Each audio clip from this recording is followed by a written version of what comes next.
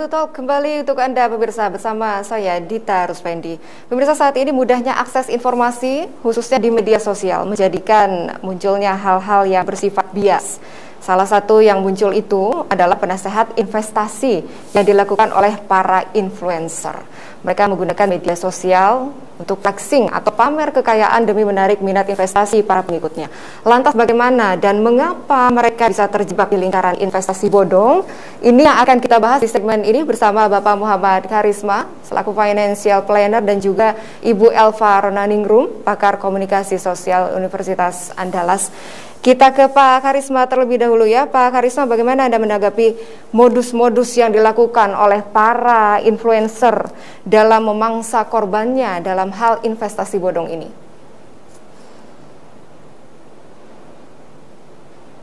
Banyak ya yang akhirnya menyerupai ya tadi Mbak Dita bilang sebagai penasihat investasi. Bahkan penasihat investasi yang memiliki sertifikasi sekalipun bisa kalah nih dengan para konten kreator atau influencer yang ujung-ujungnya mereka masuk sebagai financial istilahnya educator, bukan educator secara resmi lah, tapi dia sebagai financial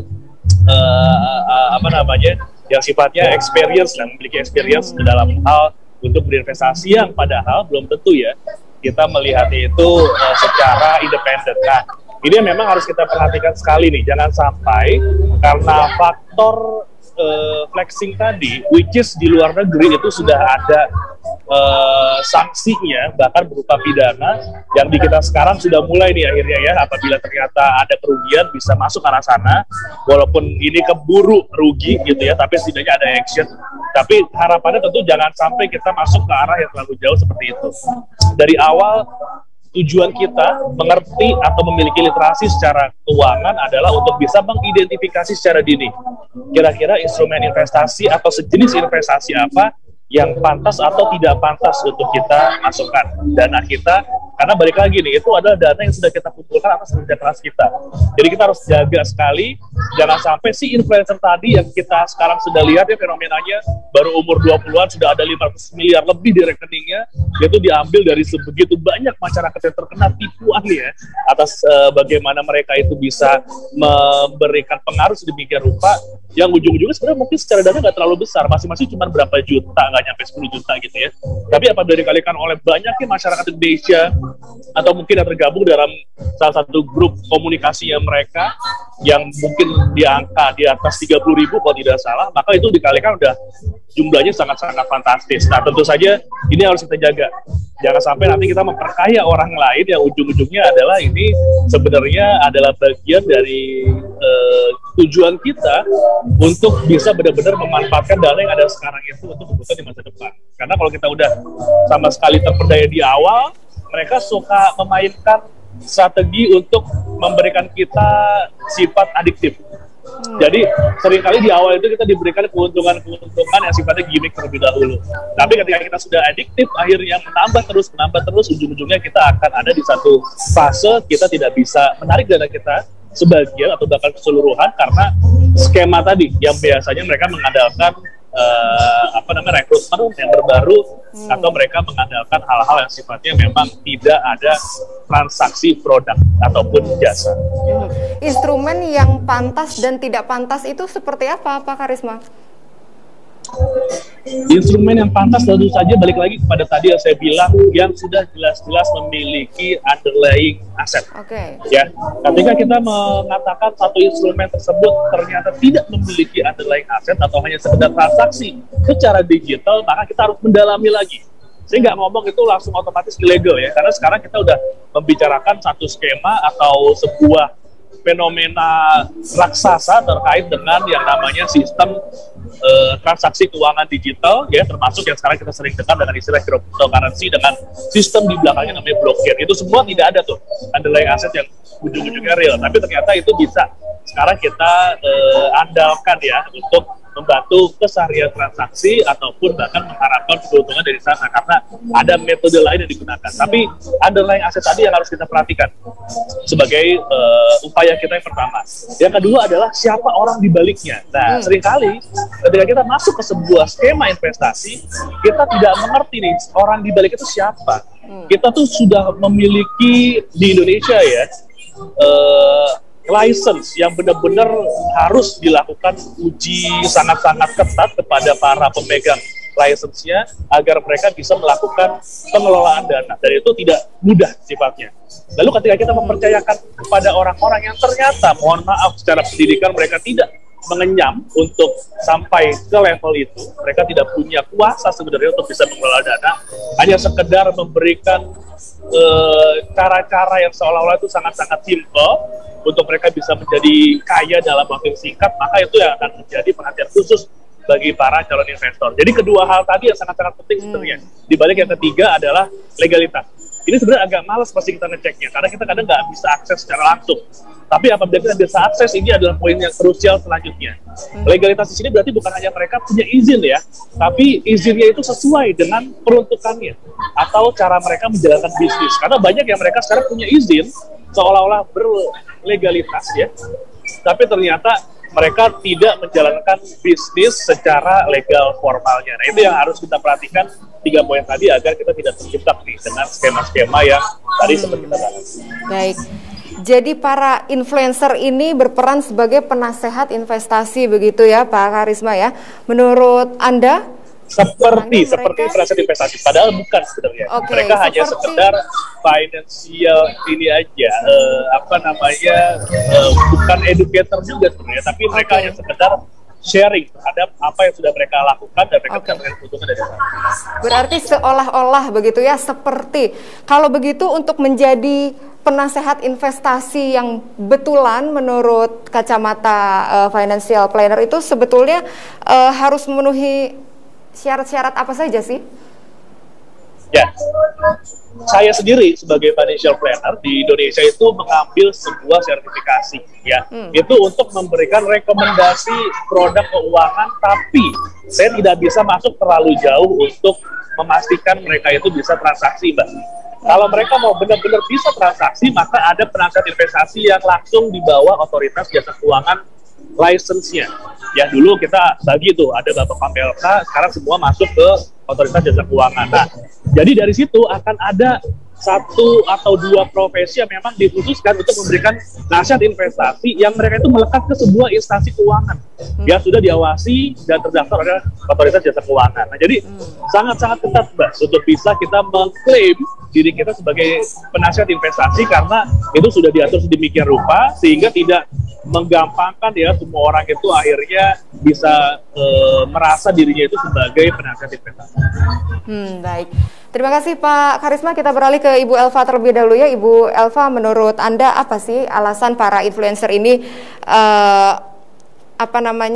bermain di lingkaran ini? Apakah karena kehidupan sosial dan gaya hidupnya, atau bagaimana Ibu memandang ini? Ya, baik, terima kasih Mbak Dita. Tadi kita juga sudah sama-sama menjelaskan, sudah sama-sama mendengarkan apa yang disebutkan oleh Mas Karisma tadi ya, gitu ya. Mengapa para influencer hari ini berlomba-lomba untuk bisa mendapatkan keuntungan yang besar? Karena caranya mudah gitu ya, dengan cara menipu orang salah satunya, sehingga mereka tergiur dengan menunjukkan performance mereka. Dan saya rasa gitu ya, ketika hari ini gitu ya terjadi sesuatu yang merugikan, atau mengapa orang tertarik berinvestasi gitu ya, meskipun belum jelas untungnya, hari ini juga peranan influencer sangat kuat loh dalam melihat hal-hal tersebut gitu ya. Apalagi kita nggak bisa pungkiri ya bahwa para influencer itu menampilkan bukti nyata, benar ya Mas Karisma, kesuksesan dan kekayaan gitu ya dalam setiap postingan mereka di sejumlah platform media sosial. Siapa sih yang nggak tertarik dengan itu? Masyarakat yang awam mungkin, waduh enak banget nih investasi gitu ya, dengan menunjukkan seperti itu orang yakin gitu, ini orang kaya banget gitu, padahal ternyata itu enggak gitu ya. Bukti nyata yang ditampilkan seperti mobil mewah Mbak Dita, terus rumah-rumah yang mahal gitu ya, barang-barang brand splendid yang ditampilkan oleh mereka gitu ya. Apalagi ditambah tadi saya sudah ngomong juga tentang istilah momen crazy rich ya yang hadir hari ini gitu ya di tengah-tengah masyarakat. Justru masyarakat menganggap mereka itu semua adalah sebagai panutan gitu. Siapa sih yang nggak senang gitu ya dengan sosok anak muda yang cerdas, kelihatan di depan gitu ya, tipe pekerja keras gitu ya, menjadi orang kaya yang banyak membantu orang banyak, itu terlihat dari platform media sosial mereka loh gitu. Namun awas, ternyata masyarakat juga tertipu gitu ya. Kenapa? Karena tidak semua crazy rich yang hari ini mendapatkan kekayaan dengan cara yang halal gitu ya. Seperti kasus yang tadi sudah disampaikan di awal gitu ya, bahwa ada crazy rich yang menjadi tersangka dan banyak orang-orang yang menjadi penipu hari ini, dan masyarakat kita juga harus mampu bisa menyesuaikan dan bisa paham dengan kondisi hari ini. Seperti itu Mbak Dita. Fenomena investasi ini juga berdampingan dengan pinjaman online ya, Bu Elva. Bagaimana Ibu melihat ini? Masyarakat ini sekarang sudah berani menggunakan pinjaman online bahkan untuk berinvestasi yang keuntungannya juga belum jelas ya secara keilmuan yang tadi Pak Karisma sebutkan. Bagaimana Ibu memandang ini? Iya, saat ini orang lebih melihat bagaimana gaya hidup, lifestyle itu selalu menempel pada diri kita sebagai makhluk sosial gitu ya, dimana lifestyle gaya mewah sudah menjadi sebuah keniscayaan hari ini gitu ya.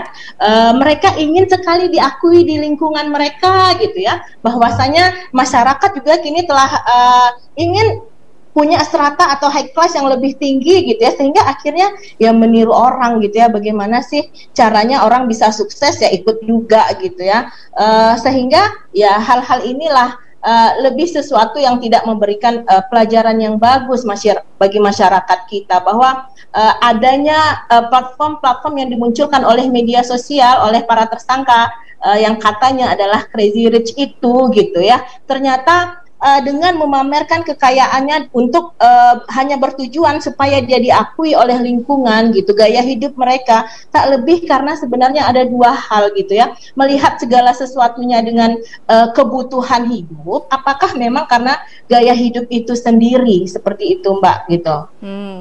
Kebutuhan atau gaya hidup sekarang sedang susah dipisahkan ya, Bu Elva. Anda melihatnya seperti itu. Masyarakat kurang pengetahuan bagaimana membedakan antara kebutuhan dan juga gaya hidup. Anda mengatakan seperti itu. Betul Mbak, karena untuk dua-duanya itu gitu ya, ketika kita mengatakan kita berinvestasi contoh lah gitu untuk memenuhi gaya hidup gitu ya, ternyata itu hanya dimiliki oleh orang-orang yang kelas atas gitu. Tetapi bagaimana untuk memenuhi hidup itu hanya orang-orang yang mungkin menurut saya adalah kalangan menengah gitu ya. Kenapa hal ini mereka lakukan gitu ya, bahwa kebutuhan hidup yang hari ini dalam kondisi ini memang susah, seperti yang Mbak Dita bilang tadi, banyak terjadi PHK gitu ya, omset perusahaan yang menurun gitu ya, dan lain sebagainya. Namun kita juga nggak bisa pungkiri bagaimana dengan orang-orang yang berada di kalangan atas gitu ya. Hal ini tentunya didasari berinvestasi itu adalah gaya hidup, kesenangan, hobi gitu ya, sehingga ya mereka yaitu tadi yang saya bilang bisa diakui di lingkungan mereka, bahwa mereka sukses gitu ya, mereka dianggap high class di mata masyarakat oleh teman-temannya, ya itu gitu salah satu bentuk dari gaya hidup, ya udah investasi karena duit yang banyak gitu. Tapi bagaimana dengan masyarakat yang kalangan menengah ke bawah atau menengah gitu ya, berinvestasi yaitu untuk memenuhi kebutuhan hidup, bagaimana bisa makan hari ini, bisa selamat, seperti itu Mbak Dita. Baik, berarti sebesar apa Bu Elva tingkat kepercayaan masyarakat saat ini kepada influencer di era digital? Ya, menurut saya percaya banget ya gitu. Masyarakat hari ini benar ya Mas Karisma disuguhkan dengan yang cantik-cantik gitu ya, yang menarik gitu ya, yang wah gitu ya, mereka percaya gitu. Tapi seharusnya mereka juga harus belajar gitu ya, harus banyak pengetahuan gitu ya. Kenapa investasi hari ini dengan gampang dan mudah untuk diikuti, tapi ternyata membunuh. Benar nggak Mas Karisma? Kita boleh loh berinvestasi 20 tempat gitu ya, bukan bank, investasi kecil yang pinjol itu juga nggak jelas gitu. Tapi kenapa sih masyarakat mau gitu? Kenapa sih masyarakat tertarik gitu? Padahal setelah mendapat uang, lihat dong apa yang terjadi setelah itu, ditagih-tagih gitu, bahkan diteror-teror gitu ya. Sehingga akhirnya kepepet dan malah bingung sendiri apa yang harus mereka lakukan gitu ya. Artinya apa? Masyarakat juga harus diedukasi seperti itu gitu ya Mbak. Tidak hanya diedukasi saja, tetapi stasiun-stasiun televisi juga seperti Badar Televisi ini keren gitu menampilkan program acara seperti ini, sehingga program-program talk show seperti ini, sehingga masyarakat menjadi lebih cerdas, lebih pintar gitu, bahwasanya investasi itu juga tidak mudah untuk dilakukan, tetapi harus dilihat terlebih dahulu gitu, apa yang menariknya gitu ya, apa keuntungannya dan apa resikonya, seperti itu gitu, sehingga kemungkinan kasus investasi bodong ini ya minim lah terjadi di Indonesia. Nah, bukan itu menurut saya ikut-ikutan tren begitu ya Bu Elva ya. Betul. Baik, saya mengutip data dari OJK, pemirsa, melalui portal media online ini, bahwa Indonesia mengalami kerugian akibat investasi bodong mencapai 88 triliun rupiah dalam 10 tahun terakhir. Lantas sebenarnya apa yang harus diubah oleh kita agar fenomena ini bisa berhenti? Ini yang akan kita bahas di segmen berikutnya usai jeda berikut. Tetaplah bersama kami di Time to Talk.